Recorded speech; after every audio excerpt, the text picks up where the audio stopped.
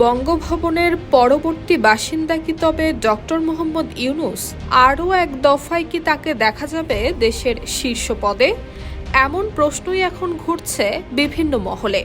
কেননা রাষ্ট্রপতি নির্বাচনকে ঘিরে বারবারই আলোচনায় উঠে আসছে তার নাম। প্রশ্ন হলো, কেন ডক্টর ইউনূস? বিশ্লেষকরা বলছেন এর সবচেয়ে বড় কারণ হলো রাজনৈতিক নিরপেক্ষ ভাবমূর্তি এবং আন্তর্জাতিক অঙ্গনে শক্ত অবস্থান। 2006 সালের নোবেল শান্তি পুরস্কার বিজয়ী এই বিশ্ববরেণ্য ব্যক্তিত্ব 2024 থেকে 2026 সাল পর্যন্ত অন্তর্বর্তী সরকারের প্রধান উপদেষ্টা হিসেবে দায়িত্ব পালন করেছেন। সেই অভিজ্ঞতাও তাকে আলোচনার কেন্দ্রবিন্দুতে এনে দিয়েছে।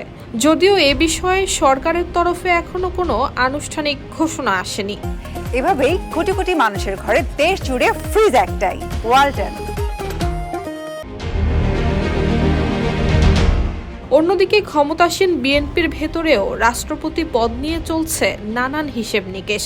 বিএনপির বেশ কয়েকজন জ্যেষ্ঠ নেতার নামও রয়েছে আলোচনায়। তাদের মধ্যে রয়েছেন মির্জা ফখরুল ইসলাম আলমগীর, ডক্টর খন্দকার মোশাররফ হোসেন, গয়েশ্বর চন্দ্র রায়, ডক্টর আব্দুল মঈন খান, ভারপ্রাপ্ত রাষ্ট্রপতির দায়িত্বে থাকা মেজর হাফিজ উদ্দিন আহমেদ এবং অ্যাডভোকেট রুহুল কবির রিজভীর নাম।